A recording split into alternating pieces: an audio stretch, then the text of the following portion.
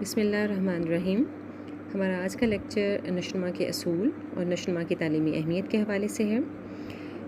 تو پہلے ہم بات کرتے ہیں نشوونما کے اصول یعنی پرنسپلز آف ڈیولپمنٹ کے بارے میں۔ اگرچہ ہر بچہ دوسرے سے مختلف ہے، لیکن تمام بچوں میں کئی باتیں مشترک ہیں۔ چونکہ بچوں کی نشوونما میں کار فرما بہت سے عوامل مشترک ہیں، اس لیے ماہرین نے بچوں پر کی گئی تحقیقات کی بنا پر نشوونما کے کچھ اصول وضع کیے ہیں جو نارمل بچوں پر لاگو ہوتے ہیں۔ تاہم ممکن ہے کہ بعض صورتوں میں چند بچے ایسے بھی ہوں جن پر یہ تمام اصول پورے نہ اترتے ہوں۔ تو ہم آتے ہیں اصولوں کی طرف، جس میں ہمارے پاس سب سے پہلا اصول ہے مسلسل عمل کا اصول۔ کائنات کی تمام اشیاء متحرک ہیں اور ان میں انسان بھی شامل ہے، یعنی کائنات میں موجود انسان سمیت تمام تر چیزیں ہر وقت تبدیل ہوتی رہتی ہیں۔ نشوونما ایک ترتیب وار یعنی منظم، مربوط یعنی جڑا ہوا اور مسلسل عمل ہے، یعنی ہر وقت جاری و ساری رہنے والا عمل ہے جو بچے کے پیدائش سے لے کر زندگی کے آخری مرحلے تک مسلسل جاری رہتا ہے۔ اس کی رفتار زندگی کے مختلف حصوں میں مختلف ہوتی ہے، کبھی اتنی تیز کہ اندازہ نہیں لگایا جا سکتا اور کبھی اتنی کم کہ بظاہر یوں محسوس ہوتا ہے کہ نشوونما بالکل رک گئی ہے۔ لیکن نشوونما کے اس عمل میں کوئی وقفہ نہیں آتا ہے۔ اگرچہ ماہرین نے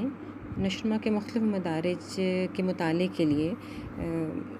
مطالعے میں سہولت پیدا کرنے کے لیے اس کو مختلف درجوں میں تقسیم کیا ہے، لیکن ان درجوں کے آغاز سے اختتام کی کوئی حد مقرر نہیں کی جا سکتی ہے۔ یعنی ہم یہ نہیں کہہ سکتے ہیں کہ جی آج طفولیت کا دور ختم ہو گیا ہے تو کل بچپن کا دور شروع ہو جائے گا۔ یعنی ہم اسے اپنی سہولت کی خاطر مختلف درجوں میں تقسیم تو کرتے ہیں، جیسے یہاں پہ ہے کہ جی شیر خوارگی کا دور ہے، بچپن کا دور ہے، لڑکپن اور بلوغت کا دور ہے، لیکن تمام تر ادوار کو ہم ایک دوسرے سے علیحدہ نہیں کر سکتے ہیں۔ یہ سب ایک دوسرے سے باہم جڑے ہوئے ہیں اور ان کے درمیان کسی قسم کا کوئی حد فاصل مقرر نہیں کی جا سکتی ہے، اور یہ تمام تر ادوار ہمیں فرد کی نشوونما کو سمجھنے میں مدد فراہم کرتے ہیں۔ دوسرا اصول ہے اصول غیر یکسانیت۔ نشوونما کا عمل مسلسل ہوتا ہے، لیکن سب بچوں کی نشوونما کی رفتار ایک جیسی نہیں ہوتی، بلکہ مختلف بچوں کی نشوونما کی رفتار ایک دوسرے سے مختلف ہوتی ہے۔ بعض بچے عمر کے ایک حصے میں نشوونما کی اس دوڑ میں ساتھیوں سے پیچھے رہ جاتے ہیں۔ مثلاً جن بچوں کو زمین پر آزادانہ پھرنے کا موقع ملتا ہے وہ پہلے رینگتے ہیں اور پھر بعد میں چلنا سیکھتے ہیں۔ اگر زمین ناہموار یا اس میں ڈھلان ہو تو بچے کو زیادہ وقت گود میں اٹھایا جاتا ہے، اور ایسے بچے رینگنے کے مرحلے سے گزرے بغیر ہی چلنا شروع کر دیتے ہیں۔ گویا اس پوائنٹ میں بتانا یہ مقصود ہے کہ ماحول کی نوعیت کی تبدیلی کی بنا پر ہر بچے کی نشوونما پر اس کے اثرات مختلف ہوتے ہیں۔ جن بچوں کو جس طرح کا ماحول یا جس طرح کے عوامل ان کے ارد گرد موجود ہوتے ہیں وہی ان کے نشوونما پر اثر انداز ہوتے ہیں۔ جیسے ہم یہ نہیں کہہ سکتے کہ اگر نشوونما کا عمل مسلسل ہے تو تمام تر بچوں میں بڑھنے اور تبدیلیوں کی نوعیت بھی ایک ہی جیسی ہوگی، یہ ممکن نہیں ہوتا، بلکہ ہر فرد ماحول کی نوعیت میں تبدیلی کی بنا پر دوسرے بچے سے مختلف ہو سکتا ہے، اور ماحول کی نوعیت کی تبدیلی کا انحصار در حقیقت ان تجربات پر ہے جس کا بچے سے واسطہ پڑتا ہے۔ یہ تجربات مثبت بھی ہو سکتے ہیں، منفی بھی ہو سکتے ہیں، اچھے بھی ہو سکتے ہیں، برے بھی ہو سکتے ہیں، اور اسی کی بنا پر فرد کی نشوونما وہ متاثر ہوتی ہے۔ نشوونما کے حوالے سے تیسرا اصول ہمارے پاس ہے اصول تفریق و تکمیل۔ بچے کی ابتدائی حرکات میں بہت زیادہ پھیلاؤ ہوتا ہے اور وہ کسی مخصوص سمت میں مرکوز نہیں ہوتی۔ انہیں پھیلی ہوئی عمومی حرکات سے مخصوص حرکات جنم لیتی ہیں۔ اس عمل کو تفریق کہتے ہیں، کیونکہ اس طرح بچہ مختلف مہیجات کا اور مختلف اور مخصوص رد عمل سیکھتا ہے۔ تفریق کے دوران بچہ جو مخصوص اعمال سیکھتا ہے، بعد میں انہی مخصوص اعمال کو ملا کر نئے اور وسیع رد عمل بنتے ہیں۔ اس عمل کو تکمیل کہتے ہیں، جس میں مخصوص اعمال کو یکجا کر کے مرتب کیا جاتا ہے۔ مثلاً ایک نوزائیدہ بچہ جب کسی چیز کی طرف ہاتھ بڑھاتا ہے تو ہاتھ بڑھانے کے عمل کے ساتھ ساتھ وہ چیز کو پکڑنے کی کوشش بھی کرتا ہے۔ یعنی چھوٹے بچے کسی ہاتھ بڑھانے اور پکڑنے کے عمل کو ایک دوسرے سے علیحدہ نہیں کر سکتے۔ عموماً 1 ماہ کی عمر کے بعد بچے چیزوں کی طرف ہاتھ نہیں بڑھاتے۔ یہ عمل 5 ماہ کی عمر میں دوبارہ نمودار ہوتا ہے۔ وہ ہم کہہ سکتے ہیں کہ بہت چھوٹا بچہ جو ہے وہ مختلف حرکات کا اظہار کرتا ہے، یعنی اس میں بہت زیادہ حرکات میں بہت پھیلاؤ ہوتا ہے، یعنی بہت ورائٹی پائی جاتی ہے، لیکن ان کا تعلق کسی خاص چیز کے ساتھ جوڑنا ممکن نہیں ہوتا۔ یعنی بچہ جو ہے وہ آوازیں نکالے گا، غوں غاں کرے گا، ٹھیک ہے، وہ موو کرے گا، چیزوں کی طرف لپکے گا یا پکڑنے کی کوشش کرے گا۔ یہ ساری چیزیں بظاہر کسی ایک چیز کے ساتھ یا کسی بھی حوالے کے ساتھ آپ ریلیٹ نہیں کر سکتے، لیکن یہی یہی صورتحال آہستہ آہستہ آگے بڑھتی چلی جاتی ہے اور بچہ ان بہت پھیلی ہوئی حرکات میں سے پھر مختلف حرکات کو مختلف چیزوں کے ساتھ جوڑنے کے قابل بن جاتا ہے۔ اس مرحلے کو آپ تفریق کہہ سکتے ہیں، یعنی وہ ڈفرینشیٹ کر سکتا ہے چیزوں، اور یہی وہ عمل ہے جو بچے کو مختلف مہیجات اور مختلف کے نتیجے میں مختلف رد عمل سکھاتا ہے، ٹھیک ہے۔ یعنی بچہ جو ہے اپنے دودھ کی بوتل کو پہچاننے لگتا ہے، اپنی ماں کو پہچانتا ہے، ٹھیک ہے، خوشی کا اظہار کرتا ہے، اس کی آواز سے، اس کے انداز سے، اس کی حرکات سے اس چیز کا پتہ چلتا ہے کہ وہ ان چیزوں کے ساتھ یا ان افراد کے ساتھ ایک خصوصی تعلق رکھتا ہے۔ تو اس مرحلے کو آپ تفریق کا عمل کہتے ہیں، ٹھیک ہے۔ اس سے پھر یہی تفریق کا مرحلہ جو ہے وہ بچے کو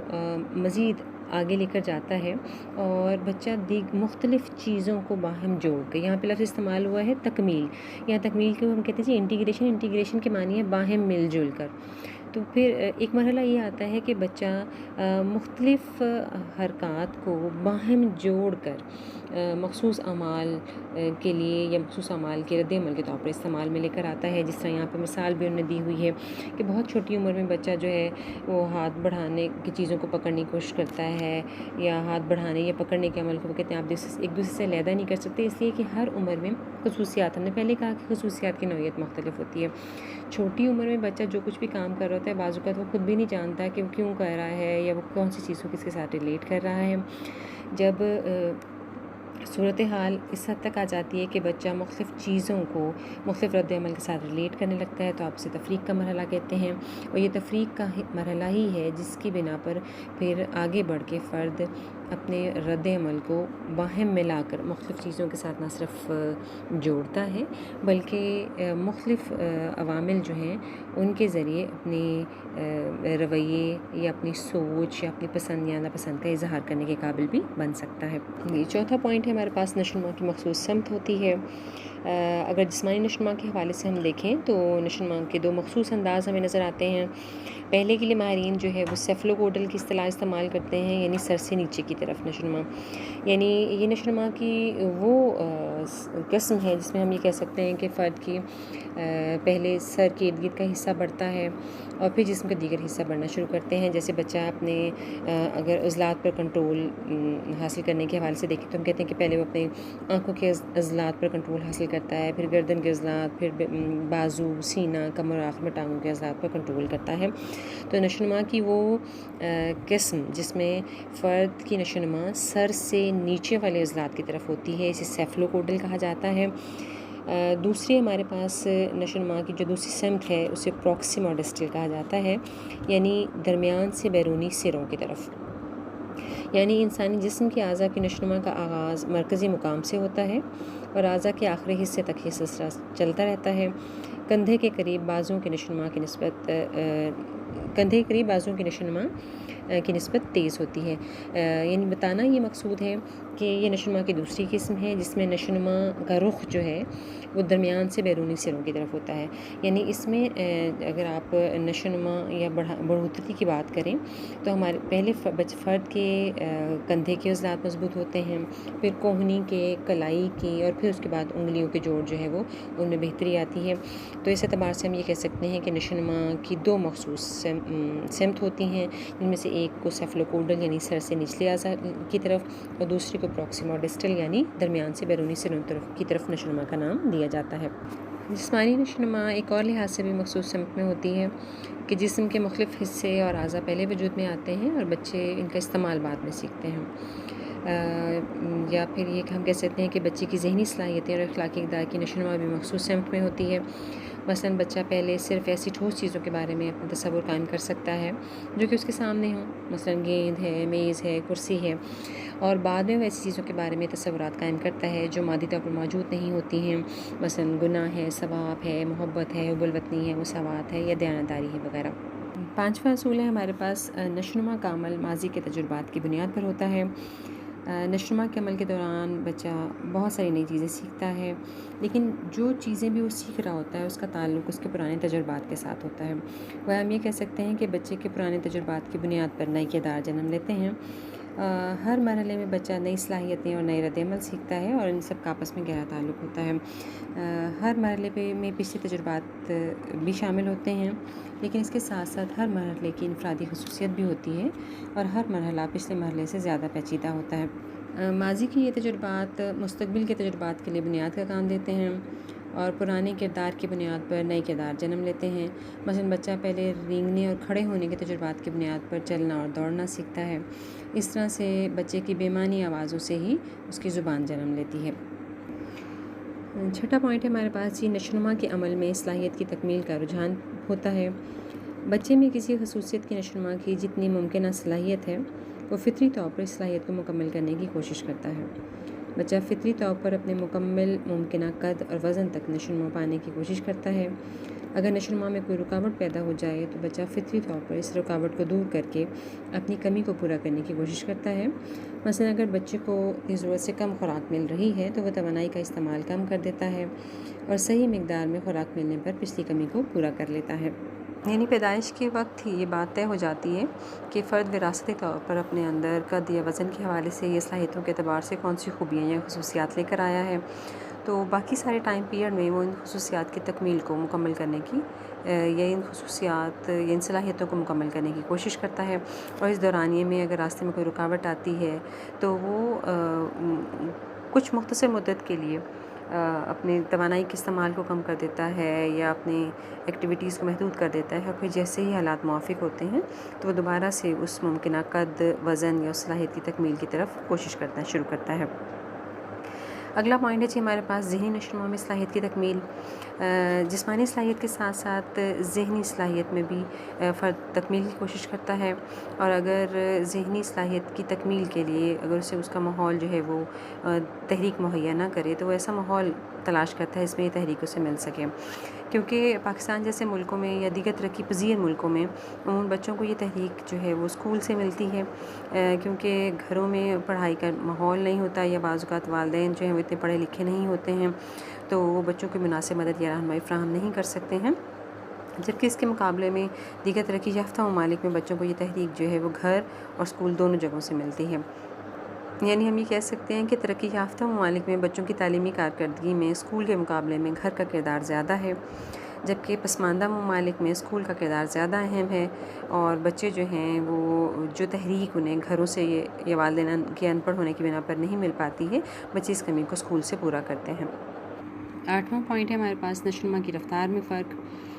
بچوں کی نشوونما کی رفتار میں کئی لحاظ سے فرق ہوتا ہے۔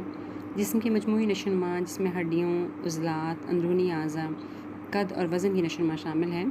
شیر خوارگی کے دوران بہت تیز ہوتی ہے۔ شیر خوارگی کا آپ کو اندازہ ہوگا، ہم نے پہلے کہا کہ پیدائش سے لے کر 5 سال تک کا دورانیہ جو ہے وہ شیر خوارگی کا دور ہوتا ہے۔ اس میں عموماً بچوں کی نشوونما تیز ہوتی ہے، اس کے بعد تقریباً 6 سال تک درمیانے درجے کی ہوتی ہے۔ 6 سال کی عمر کے بعد رفتار سست پڑ جاتی ہے اور بلوغت کی آمد پر رفتار تیز ہو جاتی ہے۔ بلوغت سے مراد یہ ہے کہ جی تقریباً 12-13 سال تک کا دورانیہ۔ یہی وجہ ہے کہ لڑکیوں میں نشوونما کی رفتار بلوغت کے ٹائم پیریڈ میں تیز ہوتی ہے اور وہ جسمانی اور ذہنی طور پر 2-3 سال لڑکوں سے پہلے بالغ ہو جاتی ہیں۔ لڑکوں میں نشوونما کی رفتار بلوغت کی عمر تک سست ہوتی ہے، مگر اس کے بعد ان کی ذہنی اور جسمانی نشوونما لڑکیوں سے تیز ہو جاتی ہے۔ 9واں پوائنٹ جی نشوونما توارث اور ماحول کا نتیجہ ہوتی ہے۔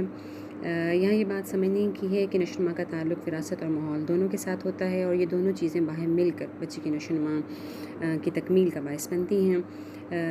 وراثت سے مراد وہ خوبیاں یا خصوصیات ہیں جو کہ پیدائش کے وقت آپ اپنے والدین یا آباء و اجداد سے اپنے ساتھ لے کر آتے ہیں، اور ماحول سے مراد وہ تمام تر عوامل ہیں جو آپ کے ارد گرد موجود ہوتے ہیں۔ لیکن برا ماحول جو ہے وہ آپ کے اندر موجود اچھی وراثتی خصوصیات کو جو ہے وہ خراب کرنے کا باعث بھی بن سکتا ہے۔ یعنی جیسے ہم کہہ سکتے ہیں کہ ابتدائی سالوں میں اگر خراب ماحول ہے اور زیادہ عرصے تک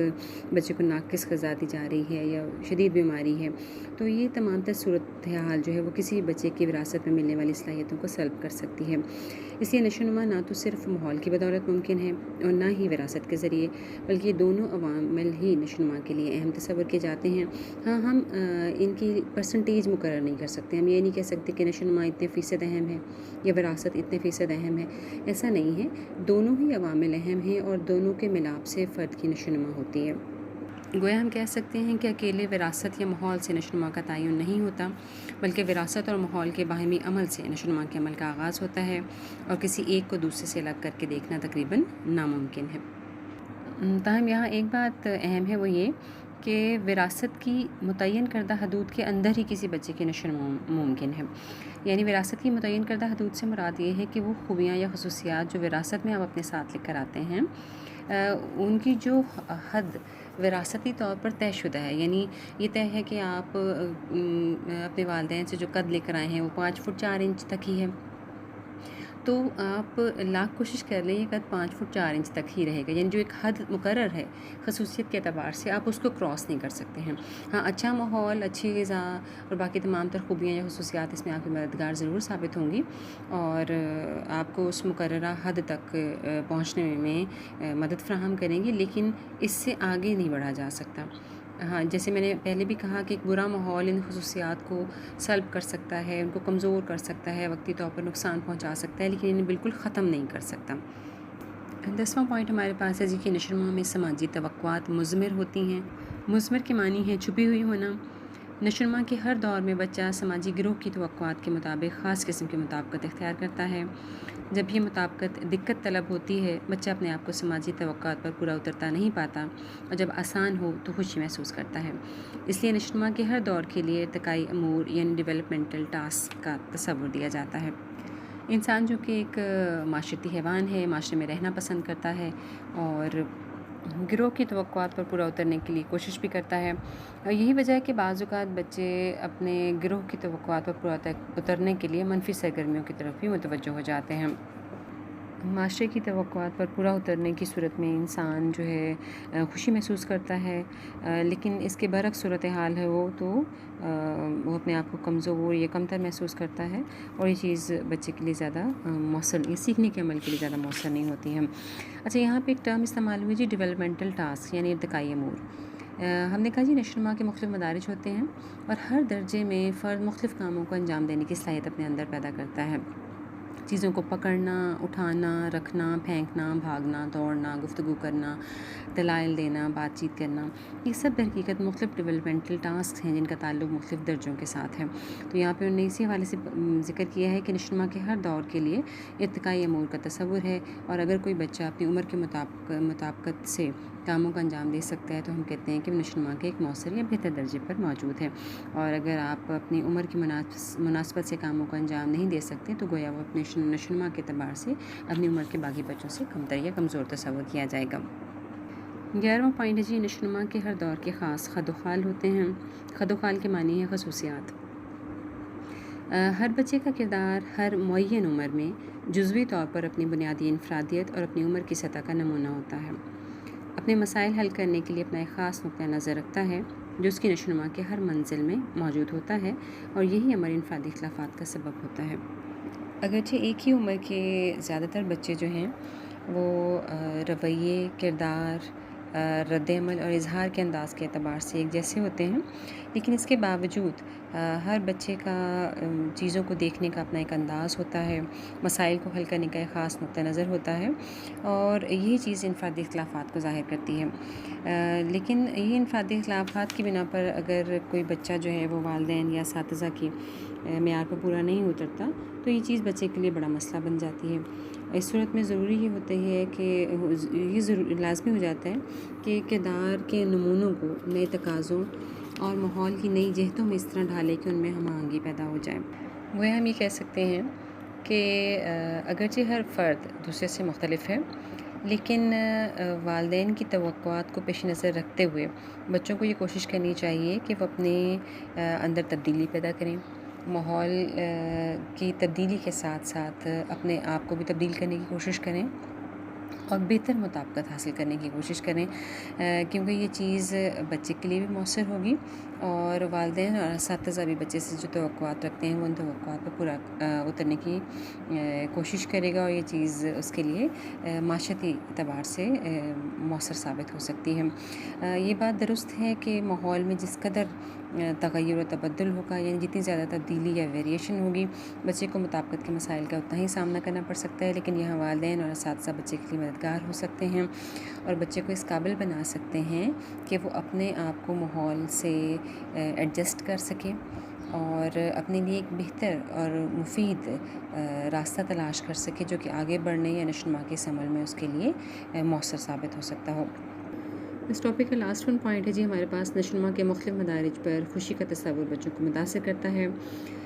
بچے کی نشوونما پر خوشی کا گہرا اثر پڑتا ہے اور یہ اثر اس کے رویوں، کردار اور شخصیت کو متاثر کرتا ہے، کیونکہ خوش بچے عموماً صحت مند اور توانا ہوتے ہیں، جبکہ ناخوشی ان کی توانائیوں کو چوس لیتی ہے، ان کی صحت پر بری طرح سے اثر انداز ہوتی ہے۔ خوشی کا یہ رویہ بچوں کو مختلف کاموں کو انجام دینے کے لیے ایک مضبوط تحریک فراہم کرتا ہے اور اس طرح سے وہ مایوسیوں کو پرامن رہ کر قبول کر لیتے ہیں اور ان وجوہات کو جاننے کی کوشش کرتے ہیں جو کہ مایوسی کی وجہ ہوتے ہیں، جبکہ اس کے برعکس وہ بچے جو کہ ناخوش رہتے ہیں وہ عموماً اپنا مزاج خراب کر لیتے ہیں، ان کے سیکھنے کا اور آگے بڑھنے کا عمل رک جاتا ہے، جبکہ خوشی کا عمل جو ہے وہ بچوں کو سماجی توقعات بہتر کرنے میں مدد دیتا ہے، پھر سماجی تعلقات کو بہتر کرنے کی ہمت بندھاتا ہے اور وہ سماجی سرگرمیوں میں آگے بڑھ کے اور خوشی خوشی شریک ہوتے ہیں اور یہ خوشی ان کی ایک عادت بن جاتی ہے۔ اگرچہ ہم یہ کہہ سکتے ہیں کہ خوش بچپن ایک کامیاب بالغ یا بڑا فرد بننے کی ضمانت تو نہیں دیتا، لیکن کامیابی کی بنیاد ضرور فراہم کر دیتا ہے، جبکہ ناخوشی جو ہے وہ ناکامیوں کو جنم لیتی ہے اور ناخوش بچے عموماً کامیابی سے محروم رہ جاتے ہیں، کیونکہ آپ یہ خوشی یا ناخوشی جو ہے در حقیقت آپ کی سوچ پر اثر انداز ہوتی ہے۔ ایک پازیٹیو تھنکر جو ہے وہ ہر چیز میں مثبت پہلو تلاش کرتا ہے اور یہ مثبت پہلو کی تلاش ہی در حقیقت اسے زندگی میں آگے بڑھنے یا اچھی چیزوں پر نظر ڈالنے کے لیے آمادہ کرتی ہے، جبکہ اس کے برعکس ایک ناخوش فرد جو ہے عموماً سامنے نظر آنے والی کامیابی یا اچھائی کو بھی بعض اوقات قبول کرنے کے لیے تیار نہیں ہوتا اور یہ چیز بعض اوقات زندگی میں آگے بڑھنے یا کامیابی کے حصول کے راستے میں رکاوٹ کا باعث بن جاتی ہے۔ جہاں تک موروثی خصوصیات کا تعلق ہے، استاد انہیں بدل نہیں سکتا، لیکن بچوں کی نشوونما کے لیے ماحول کو بہتر بنایا جا سکتا ہے تاکہ بچے کی فطری صلاحیتوں کو اجاگر ہونے کا موقع ملے۔ اس کے لیے ضروری ہے کہ معلم کو نشوونما کے اصولوں کا علم ہو۔ ان اصولوں سے شناسائی حاصل کیے بغیر تعلیم و تربیت کا عمل اپنے مقاصد حاصل نہیں کر سکتا۔ یہاں لیکن یہ بات یاد رہے کہ یہ اصول کوئی بے لچک اور سخت قسم کے طے شدہ ضابطے نہیں ہیں، ان میں بعض مخصوص حالات میں کچھ تبدیلی بھی پائی جا سکتی ہے، کیونکہ ان کا تعلق انسان جیسی ایک پیچیدہ مخلوق سے ہے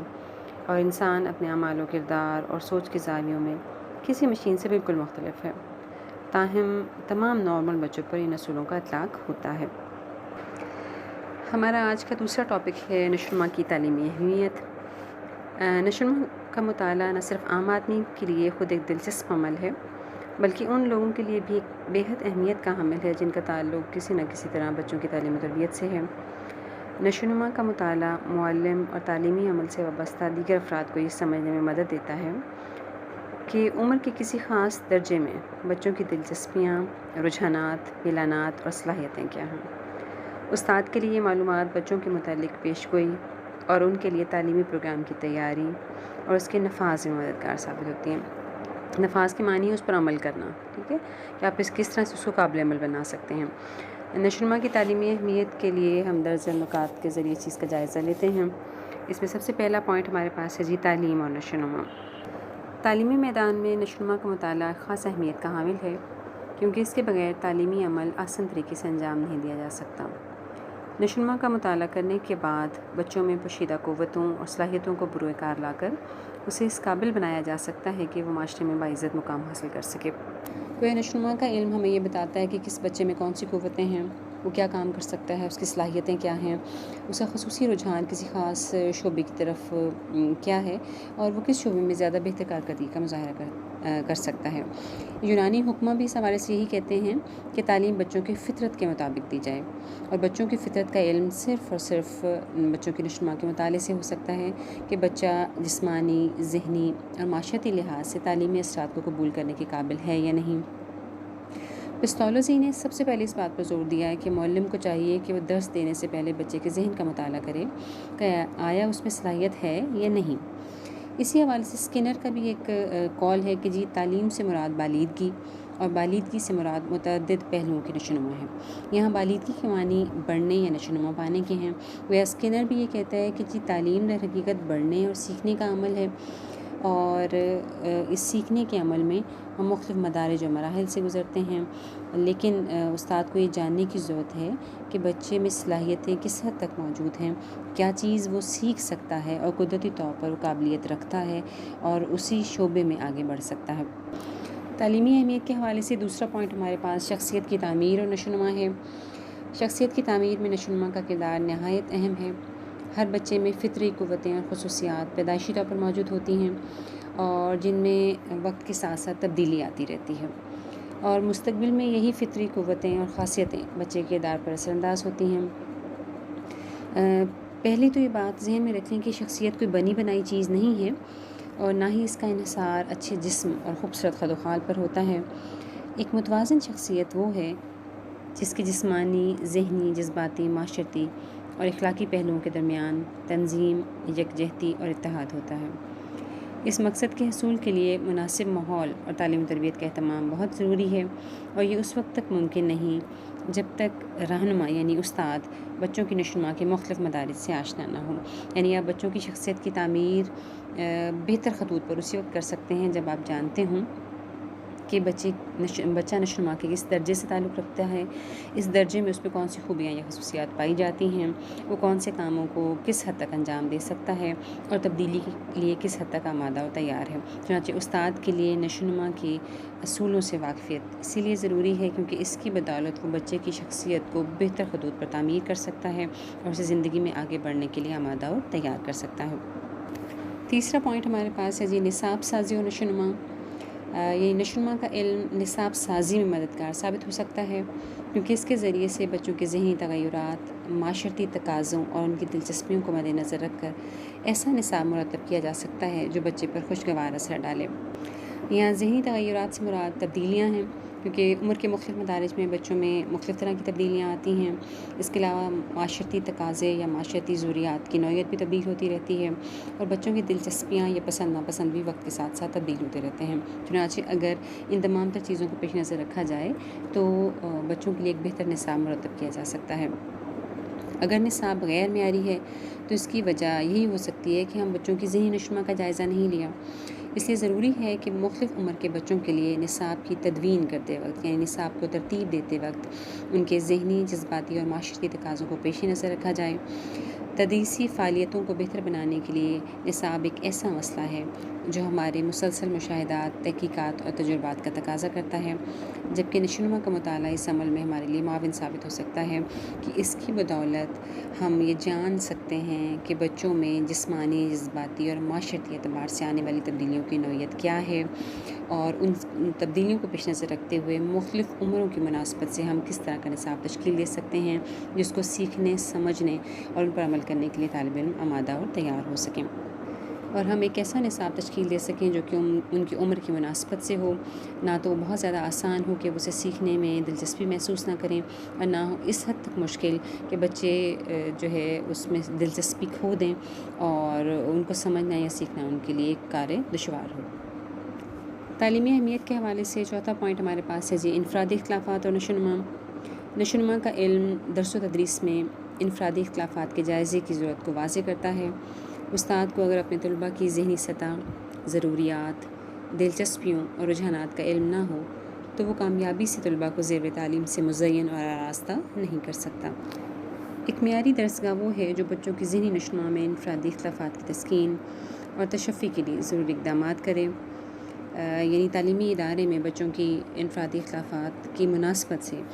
مناسب اقدامات کیے جانے چاہئیں تاکہ ہر وہ بچہ جو کہ مختلف دلچسپیاں رکھتا ہے اس کی دلچسپیوں کی تسکین یا تشفی کے لیے مناسب اقدامات کیے جا سکیں ہوں۔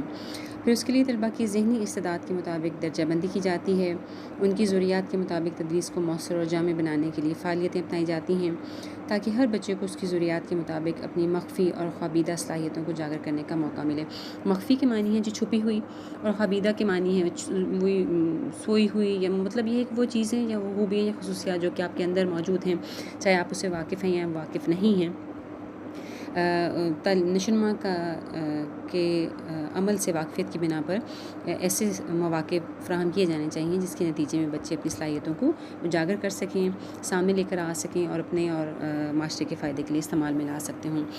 تمام طلباء کے لیے جن میں فتین یعنی جینیس بچے ہیں، اوسط درجے کے یعنی درمیانے درجے کی ذہانت رکھنے والے بچے اور کن ذہن بچے بھی شامل ہوتے ہیں، ایک ہی معیار تدریس اپنانا فائدہ مند نہیں ہو سکتا ہے۔ چنانچہ ضروری ہے کہ بچوں کی تعلیمی رہنمائی کی خاطر انفرادی اختلافات کی طرف خصوصی توجہ دی جائے، اور اس کے لیے نشوونما کا مطالعہ لازمی ہے، کیونکہ نشوونما ہی وہ عمل ہے جو ہمیں بتاتا ہے کہ ہر بچہ دوسرے سے مختلف ہے، ظاہری شکل و صورت کے اعتبار سے بھی،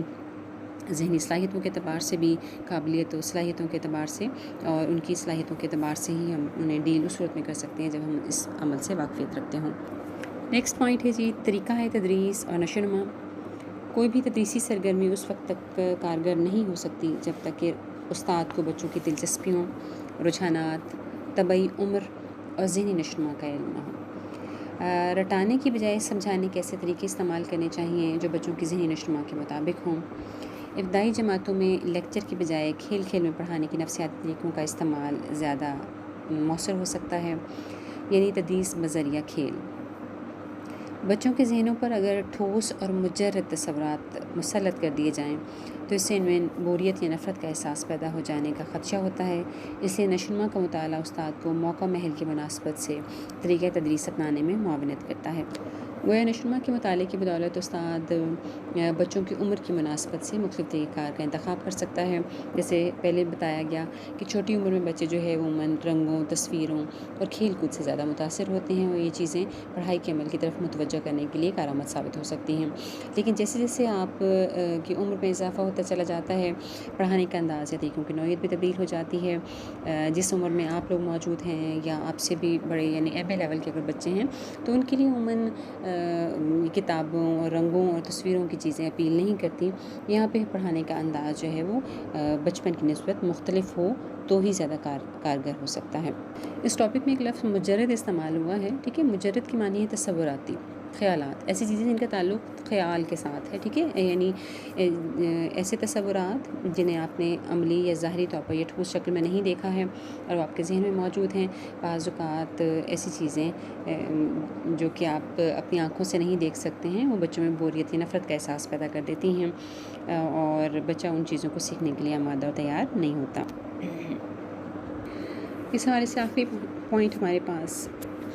جماعت بندی اور نشوونما ہے۔ ذہنی نشوونما کے علم کے بغیر ہم مختلف عمر کے بچوں کے لیے ان کی ضروریات اور تقاضوں کے مطابق ذہنی آزمائشیں مرتب نہیں کر سکتے ہیں۔ ذہنی آزمائشوں کی مدد سے ہمیں بچوں کی ذہنی استعداد اور نشوونما کی مدارج کا علم ہوتا ہے، جس کی بنا پر ہم جماعت بندی کرتے ہیں۔ اور یہاں پہ دو چیزیں اہم، ایک ہے جی ذہنی آزمائشیں، یہ ٹرم شاید پہلے بھی ہمیں کہیں استعمال کی ہے۔ یہاں ذہنی آزمائشوں سے مراد ہے سوال نامے، یعنی فرد کی شخصیت کی جانچ کرنے کے لیے ہم مختلف نوعیت کے سوال نامے تیار کرتے ہیں، اور سوالوں کے جوابات کی بنا پر فرد کی شخصیت کے بارے میں اندازہ لگایا جاتا ہے۔ ان کے لیے ٹیسٹ کی ٹرم استعمال کی جاتی ہے، ٹھیک ہے۔ پھر یہاں پہ ایک لفظ انہوں نے جماعت بندی استعمال کیا۔ جماعت بندی کی مراد ہے آسان زبان میں آپ کہہ سکتے ہیں سیکشن بنانا، یعنی نشوونما کا مطالعہ اس لیے بھی ضروری ہے کہ اس کے ذریعے ہم بچوں کو جماعت بندی کر سکتے ہیں ان کی، ٹھیک ہے، ان کو مختلف گروہوں میں بانٹ سکتے ہیں تاکہ ان کو ان کی ضروریات کے مطابق تعلیمی سہولیات سے فائدہ اٹھانے کا موقع فراہم کیا جا سکے۔ ویسے بھی تمام طلباء کو ایک ہی لاٹھی سے ہانکنا درست نہیں ہے، کیونکہ اس سے کوئی بھی بچہ فائدہ حاصل نہیں کر سکتا ہے۔ چنانچہ بچوں کی ذہانت کے پیش نظر ان کے لیے خصوصی تعلیم کا بندوبست کیا جائے۔ خصوصی تعلیم سے مراد ایک ایسا نظام تدریس ہے جو بچوں کی ذہنی، جذباتی، معاشرتی اور اخلاقی ضروریات کی تسکین کے علاوہ ان کے کردار میں مریضانہ احساسات کو دور کرنے کی بھی کوشش کرے۔ یا مریضانہ احساسات سے مراد یہ ہے کہ ہر بچے میں نارمل رویوں کے ساتھ ساتھ کچھ ایب نارمل رویے یا سوچ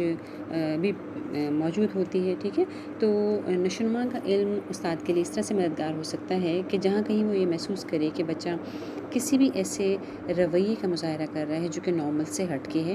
اور آگے آئندہ آنے والی زندگی میں وہ اس کے لیے مشکلات یا پریشانی کا باعث بن سکتا ہے، تو وہاں وہ اس کی مدد کر سکتا ہے، رہنمائی کر سکتا ہے، اسے اس مشکل یا الجھن میں سے نکلنے کے لیے راستہ ڈھونڈنے میں مددگار ثابت ہو سکتا ہے۔ تو اسے آپ مریضانہ احساسات کہہ سکتے ہیں، اور یہ ایک نارمل ہے۔ ایک نارمل بندے میں بھی مختلف طرح کے احساسات موجود ہوتے ہیں. آپ کبھی غصے کا شکار ہیں، آپ حسد کا شکار ہیں، ٹھیک ہے، آپ پریشان بھی ہوتے ہیں، لیکن ہر بندے کی یہ ول پار ہوتی ہے کہ وہ اس تمام تر کیفیت سے کس طرح سے باہر نکل آتا ہے. تو گویا نشوونما کا علم یہاں پہ بھی استاد کے لیے مددگار ہوتا ہے، اور وہ اس سے بچوں کو سمجھنے میں اور ان مشکلات کا حل تلاش کرنے میں ان کے لیے مددگار ثابت ہونے میں رہنمائی کرتا ہے. بچوں کی ذہنی سطح مختلف ہونے کی وجہ سے ہمیں بہت سا فرق پایا جاتا ہے.